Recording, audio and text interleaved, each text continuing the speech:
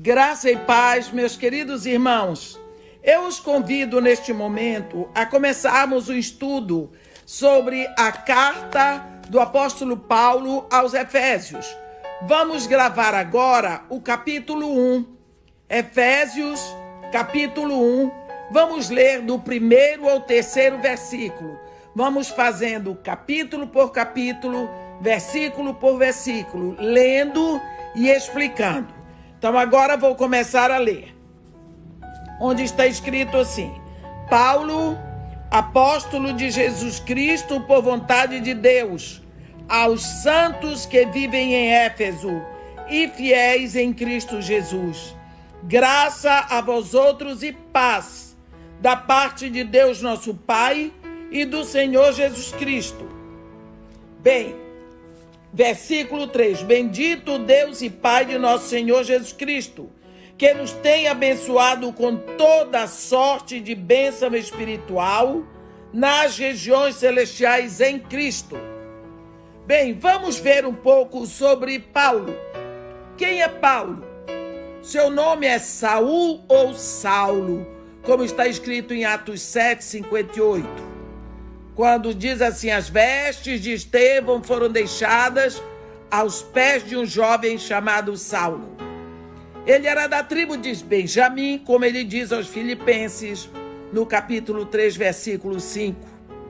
Paulo de Tarso foi um homem que serviu fielmente a Deus, um rabino devotado que se tornou líder do movimento anticristão em Jerusalém, como nós vemos em Atos 9, versículos 1 e 2. Saulo, respirando ainda ameaças de morte contra os discípulos do Senhor, dirigiu-se ao sumo sacerdote e lhe pediu cartas para as sinagogas de Damasco, a fim de que, caso achasse alguns que eram do caminho, assim homens como mulheres, os levasse presos para Jerusalém. O próprio Paulo diz em Gálatas 1, 13 e 14: porque ouvistes qual foi o meu proceder outrora no judaísmo, como sobremaneira perseguia eu a igreja de Deus e a devastava.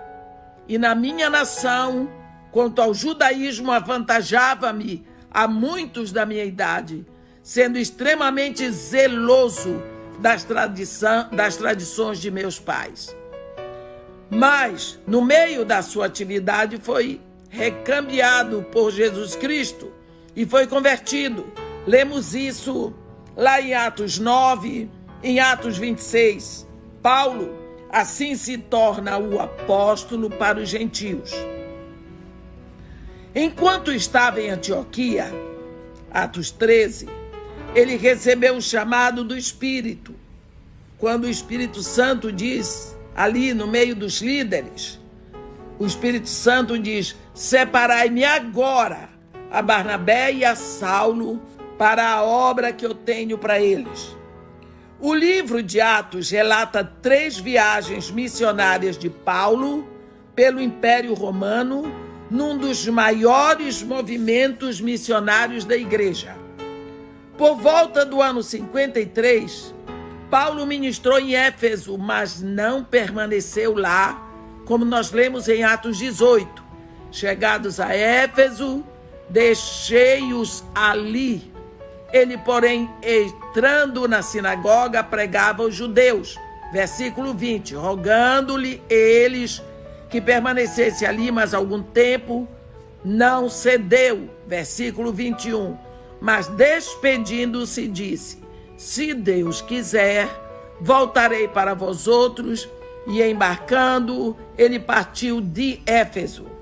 2 anos depois, na sua terceira viagem, Paulo permaneceu em Éfeso por volta de 2 anos e viu a situação do evangelho naquela área, como vemos lá em Atos 19.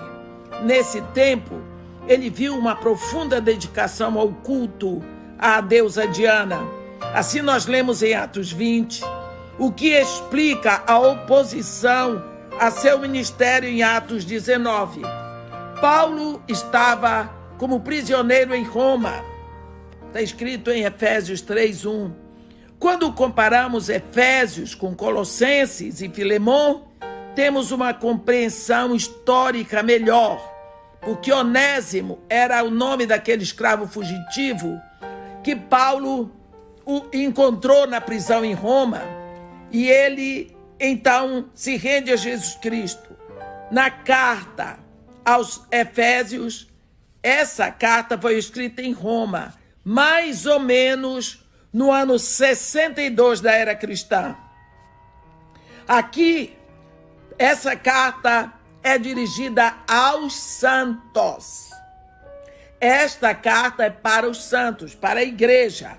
A palavra santo no Novo Testamento tem sofrido um desgaste e confusão por causa de pessoas religiosas que até inventam canonização para reconhecer um santo. Não há nenhuma autorização bíblica para isso. Na carta aos Efésios, 9 vezes Paulo se dirige aos Efésios, chamando-os de santos. Esses santos estavam vivos, não mortos, e nunca haviam feito milagres. A palavra santo, é uma entre muitos termos usados no Novo Testamento para descrever aquele que crê em Jesus Cristo como seu Senhor e Salvador. Esses santos vivos, santo é aquele que foi separado, foi tirado do mundo espiritualmente. Como o povo de Éfeso se tornou santo? Como foi? A resposta está aqui em Efésios 1 e 2. Fidelidade e graça. São fiéis porque creem em Jesus Cristo. Mas isso tudo depende da graça que receberam. Eles não foram salvos porque viviam vidas fiéis. Pelo contrário, eles colocaram sua fé em Cristo. A palavra graça é usada 12 vezes e se refere à bondade de Deus para aqueles que se submetem. A expressão em Cristo é usada 27 vezes na carta aos Efésios e descreve a posição espiritual do crente que está edificado com Cristo. Ele está em Cristo e então, só por isso, tem o direito de buscar do tesouro de Cristo os recursos para suas necessidades diárias. O objetivo da carta aos Efésios está aqui no versículo 3. Cada livro da Bíblia tem seu tema e sua mensagem especial. Assim, Efésios declara que o tema da carta é a riqueza do cristão em Cristo. Bendito seja o Deus e Pai de nosso Senhor Jesus Cristo. Deus, o Pai, nos fez ricos em Cristo Jesus. Quando nascemos de novo, nascemos ricos. Em Cristo compartilhamos as riquezas da graça de Deus, da glória, da misericórdia, das insondáveis riquezas de Cristo.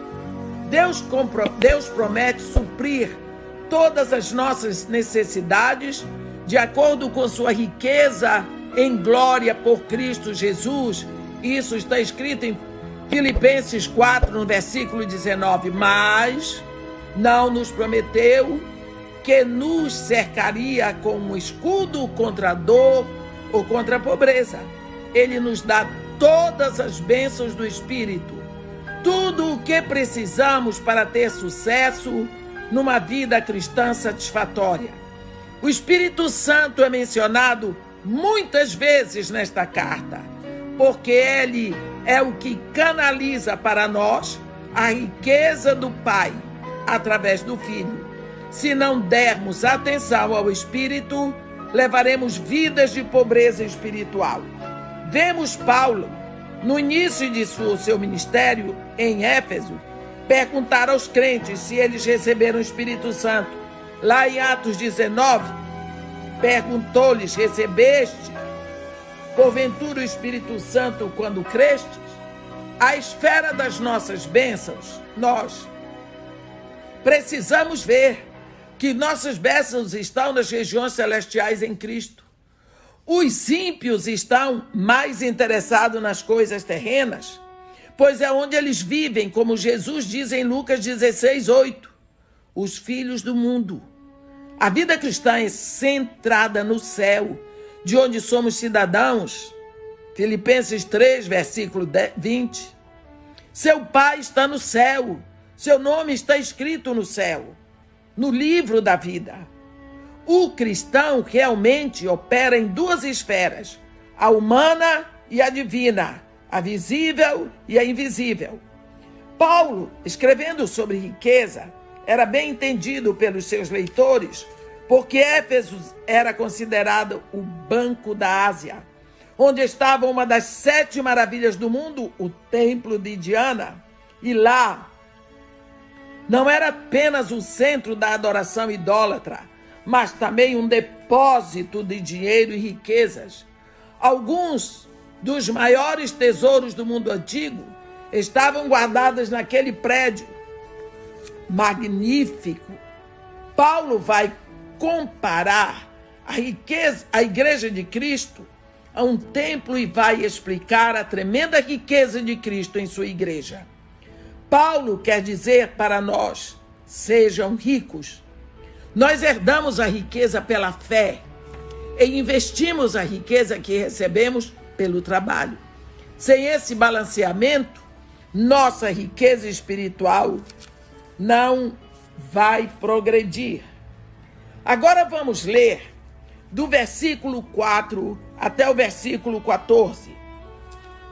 Assim como nos escolheu nele, antes da fundação do mundo, para sermos santos e irrepreensíveis perante ele, e em amor nos predestinou para ele, para a adoção de filhos, por meio de Jesus Cristo, segundo o beneplácito da sua vontade, para louvor da glória de sua graça, que ele nos concedeu gratuitamente no amado, no qual temos a redenção, pelo seu sangue, a remissão dos pecados, segundo a riqueza da sua graça, que Deus derramou abundantemente sobre nós, em toda a sabedoria e prudência, desvendando-nos o mistério da sua vontade, segundo o seu beneplácito, que propusera em Cristo, de fazer convergir nele, na dispensação da plenitude dos tempos, todas as coisas, tanto as do céu como as da terra.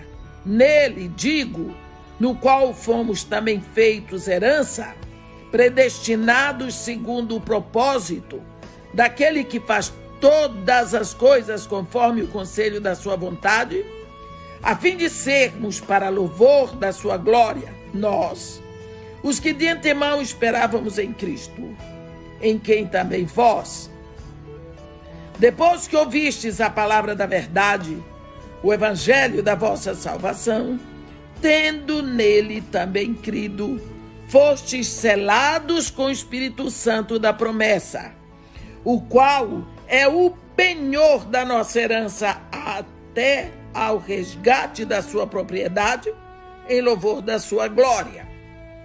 Quando Jesus deixou a sua riqueza espiritual para a sua igreja, sua morte e ressurreição nos deu a salvação. Ele morreu para possibilitar o seu testamento e ressuscitou para ser nosso advogado, a fim de que o testamento seja cumprido cabalmente. Nos versículos de 4, 5 e 6, Paulo nos mostra um pouco das nossas bênçãos espirituais. Primeiro, no versículo 4, ele nos escolheu. Essa é a maravilhosa doutrina da eleição. A salvação começa com Deus, não com o homem. Jesus diz em João 15, no versículo 16, não fostes vós quem me escolhestes a mim, pelo contrário, eu vos escolhi a vós e vos designei para que vades e dê fruto e vosso fruto permaneça. Também está escrito em Romanos 3, no versículo 10, não há justo, nenhum sequer. E em Lucas, capítulo 19, versículo 10, porque o Filho do Homem veio para buscar e salvar o perdido. Deus nos escolheu antes que ele criasse o universo. Tudo começa nele. Ele nos escolheu em Cristo, não em nós mesmos. E nos escolheu com um objetivo. Qual é o objetivo? Sermos santos e irrepreensíveis perante Ele. É um privilégio, mas como todo privilégio, traz responsabilidade. O pecador diz sim a Deus, porque a graça de Deus o conduz a isso. A soberania de Deus versus responsabilidade humana são verdadeiras e essenciais, ensinadas na Bíblia. João 6,37, lemos: todo aquele que o Pai me dá, esse virá a mim, e o que vem a mim, de modo nenhum o lançarei fora. As três pessoas da Trindade estão envolvidas na nossa salvação. Na direção do Pai, você está salvo desde quando Ele o escolheu, mas isso não é tudo, porque na direção do Filho, você está salvo quando Ele morreu, a sua morte na cruz. Mas na direção do Espírito, você está salvo quando se rende e recebe Jesus como Senhor e Salvador. Assim, o que começou no passado se cumpre no presente e continua por toda a eternidade. Ele nos adotou, versículo 5. Aqui vem a predestinação. Essa palavra se refere ao que Deus faz pelo povo salvo. Em nenhum lugar da Bíblia nos ensina que pessoas são predestinadas para o inferno, pois essa palavra só se refere ao povo de Deus. Essa palavra significa ordenar com antecedência, pré-determinar. A eleição se refere ao povo, mas a predestinação se refere ao objetivo, à proposta. A crucificação foi predeterminada. Atos 1:28. Deus predestinou nossa adoção. Efésios 1:5. Não entramos na família de Deus por adoção, e sim por regeneração, isto é, novo nascimento. Então você vê a adoção lhe dar o direito de clamar pela sua riqueza. Versículo 6, Ele nos aceitou, nos escolheu, Ele nos adotou e agora Ele nos aceitou. Deus, pela sua graça, nos aceita em Cristo, porque por nós mesmos não seremos aceitos. Paulo usa o mesmo argumento com Filemon, de 17 a 19, quando Paulo diz a Filemon: recebe-o como se fosse a mim mesmo, falando sobre Onésimo, aquele escravo fugitivo. As bênçãos de Deus, Filho, aqui de 7 a 12. As três pessoas da Trindade trabalham juntas para a nossa salvação, mas cada uma tem seu ministério especial em nós.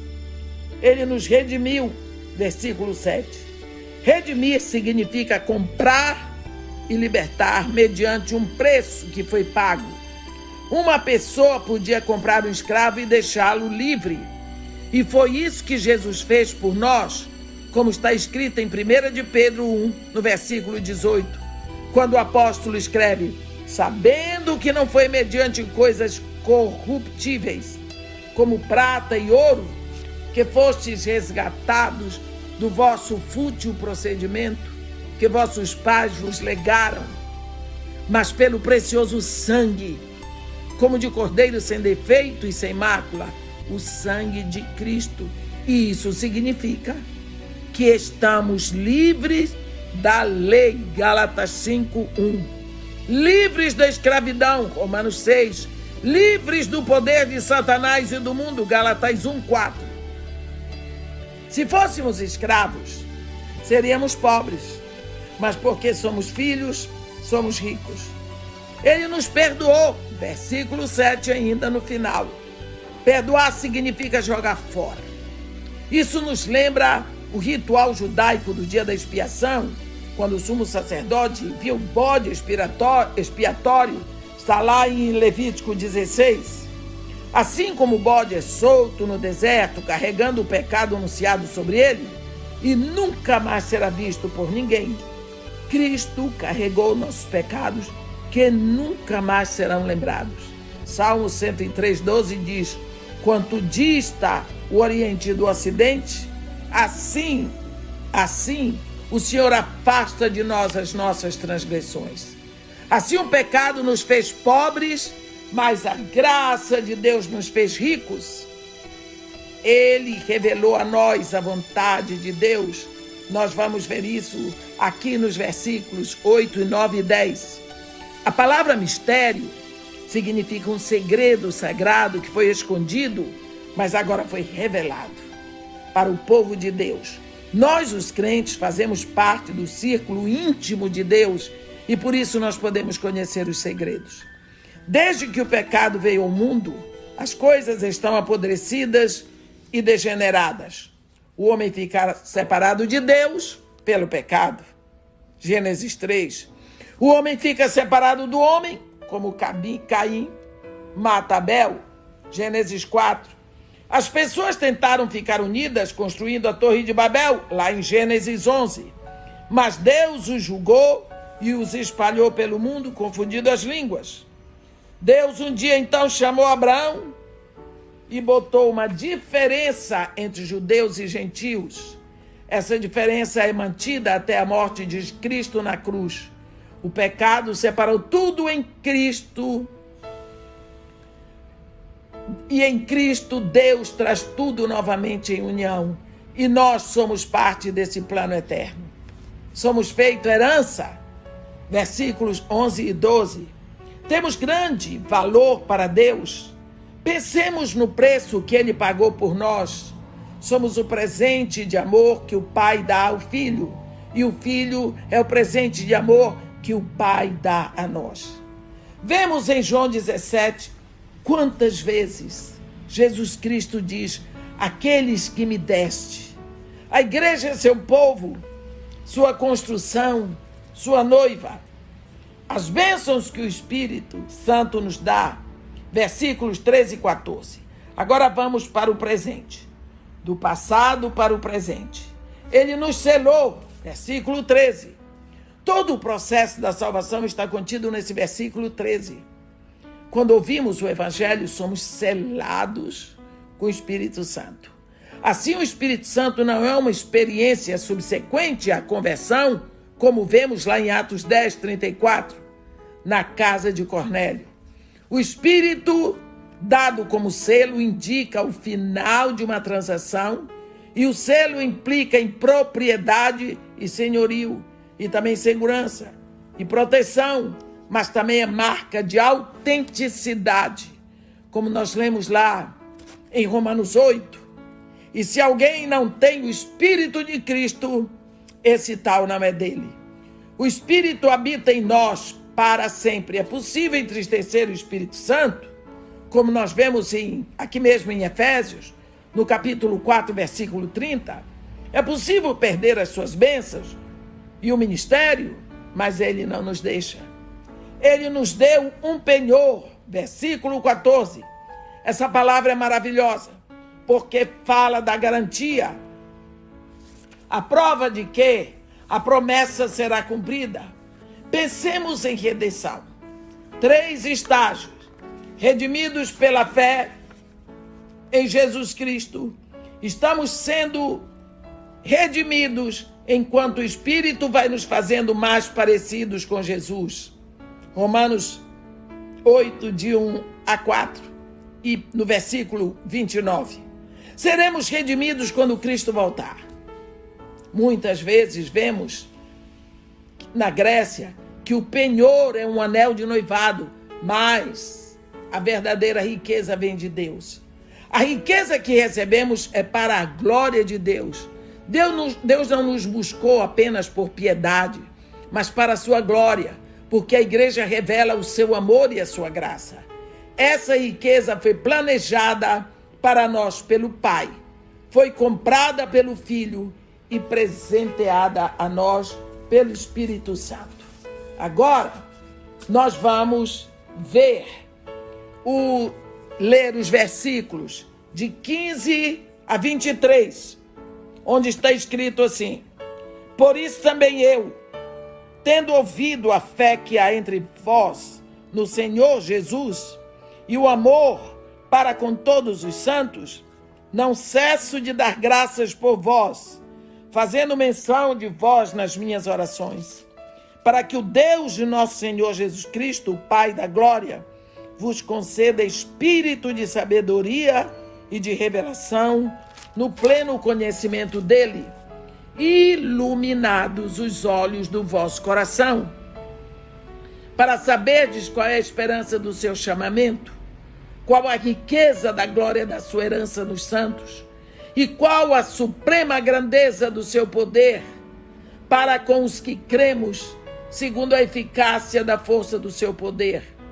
o qual exerceu ele em Cristo, ressuscitando-o entre os mortos e fazendo-o sentar à sua direita nos lugares celestiais, acima de todo principado e potestade e poder e domínio, e de todo nome que se possa referir, não só no presente século, mas também no vindouro, e pôs todas as coisas debaixo dos pés, e para ser o cabeça sobre todas as coisas, o deu à igreja, a qual é o seu corpo, a plenitude daquele que a tudo enche em todas as coisas. Amém.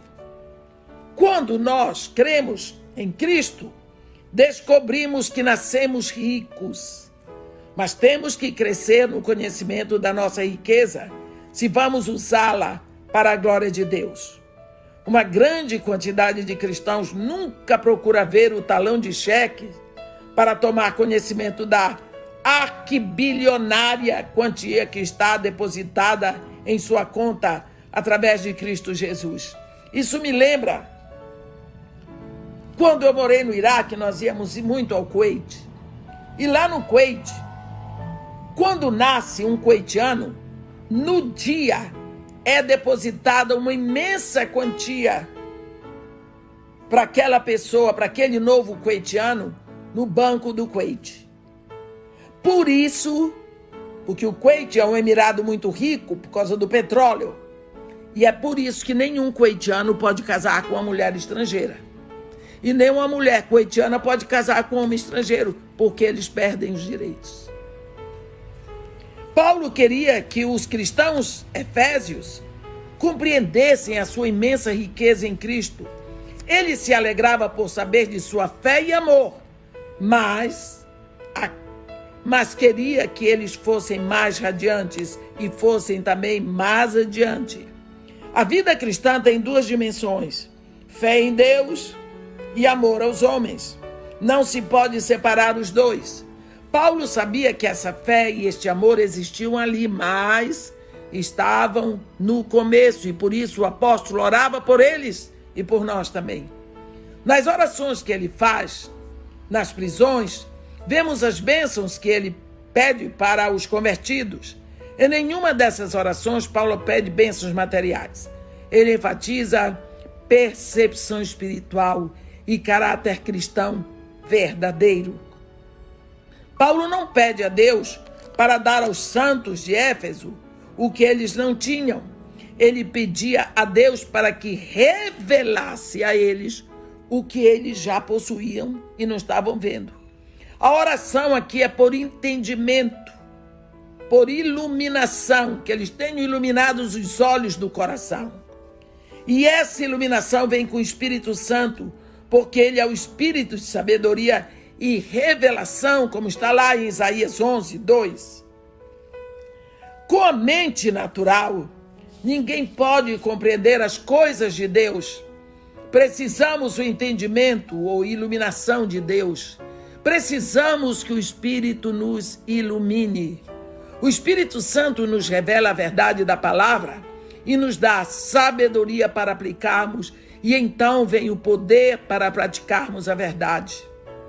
Essa iluminação, ou entendimento, vem ao coração do crente, como está em Efésios 1:18, iluminados os olhos do vosso coração, Na Bíblia, o coração é o interior e inclui emoções, mente e vontade.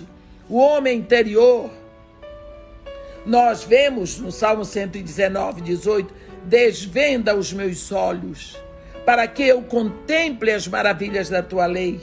João 3, versículo 3, se alguém não nascer de novo, não pode ver o reino de Deus. O coração pode também ouvir. Quem tem ouvidos, ouça o que o Espírito diz às igrejas. Hebreus 15. A esse respeito, temos muitas coisas para dizer e difíceis de explicar, porquanto vos tendes tornados tardios em ouvir. O coração pode provar. No Salmo 34, 8 diz, provai e vede que o Senhor é bom. 1 de Pedro 2, no versículo 3 diz, se é que já tendes a experiência de que o Senhor é bondoso. Por que será que Jesus Cristo diz em Mateus 13, no versículo 13, por isso lhes falo em parábolas? Porque vendo, não veem, e ouvindo, não ouvem, nem entendem. A inabilidade para ver e compreender coisas espirituais não é falta de inteligência, mas é falha no coração. Os olhos do coração serão abertos pelo Espírito Santo. Que eles conheçam a Deus. Versículo 17. Esse é o maior conhecimento. Os ateus dizem que não há nenhum Deus para conhecermos, e os gnósticos dizem que se Deus existe não podemos conhecê-lo, mas Paulo nos ensina que encontramos Deus na pessoa de Jesus Cristo. A deliberada ignorância sobre Deus leva a humanidade à corrupção e condenação. Lá em Romanos 1, no versículo 18, Paulo descreve os degraus da corrupção, da ignorância para a idolatria, que é verdade versus mentira, para a indecência e imoralidade. Tudo vem da deliberância da vontade de não conhecer a Deus. O cristão tem que crescer no conhecimento de Deus. Isso é salvação, é santificação, é glorificação. Somos feitos à imagem e semelhança de Deus. Quanto mais conhecemos a Deus, melhor conhecemos a nós mesmos e aos outros. Que conheçamos a esperança do seu chamado. 1:18. A palavra igreja significa chamados para fora. Paulo quer que entendamos a esperança que temos por causa do chamado. O chamado que temos em Cristo nos assegura um futuro maravilhoso. Somos tão prontos para confundir preços com valores. Éfeso era uma cidade riquíssima. As pessoas se gabavam porque lá estava o templo de Diana, uma das 7 maravilhas do mundo antigo. Hoje é um paraíso arqueológico e toda a sua riqueza e esplendor passaram. A nossa esperança está voltada para o fato de que seremos como Jesus. Paulo diz e pede ao Pai que conheçamos a riqueza de Deus. Versículo 18. Aqui não há a referência da nossa herança em Cristo, mas da sua herança em nós. Que maravilha! Que Deus olhe para nós como parte da sua grande riqueza. Assim como a riqueza do homem traz glória para seu nome, Deus terá glória pela sua igreja, pelo que ele investiu em nós. Deus lida conosco olhando o nosso futuro e não o passado. João, no capítulo 1, versículo 42, nós vemos Jesus dizer para Pedro: tu és Simão, o filho de João, mas tu serás chamado Cefas, que quer dizer Pedro. Que conheçamos o poder de Deus do versículo 19 ao 23º, Deus mostra seu amor por nós, nos fazendo sua herança e prometendo a nós um futuro maravilhoso. Ele encoraja a nossa esperança. E então Paulo vem trazer algo para desafiar nossa fé. Qual a suprema grandeza do seu poder para com os que cremos? Versículo 19. Paulo fala da suprema grandeza do poder de Deus para os crentes, de acordo com a operação da força da sua eterna energia. A eterna energia dinâmica e divina que está à nossa disposição. Afinal de contas, para que serve tanta riqueza se não a usamos? O poder de Deus nos dirige para usarmos a sua riqueza. Existem inimigos querendo roubar a nossa riqueza. Podemos derrotá-los. No nosso poder, não, mas no poder do Espírito Santo. Esse poder é visto na ressurreição de Jesus Cristo. No Antigo Testamento, as pessoas olhavam o poder de Deus pela sua criação, pelo êxodo, mas hoje, pela ressurreição, vemos que Jesus não apenas é Salvador, mas é soberano. Atos 2, 25 a 36. É o exaltado Filho de Deus, está muito acima de todos os poderes. Como isso tudo se aplica a nós hoje? Aqui, na carta aos Efésios, capítulo 1, versículo 22 e 23, Paulo nos mostra uma aplicação muito prática.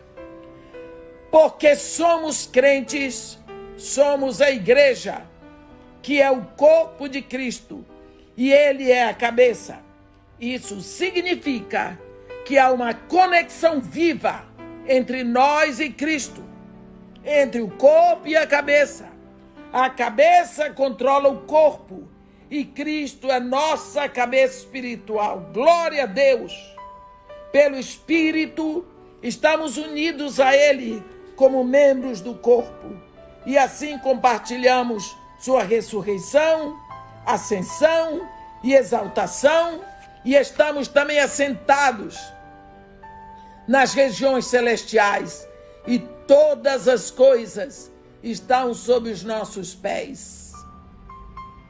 Sem esse poder, não podemos aproveitar da nossa riqueza em Cristo. Nos 4 evangelhos, vemos o poder de Deus operando no ministério de Jesus Cristo. Mas no livro de Atos dos Apóstolos, vemos o mesmo poder operando através de pessoas simples, membros do corpo de Cristo.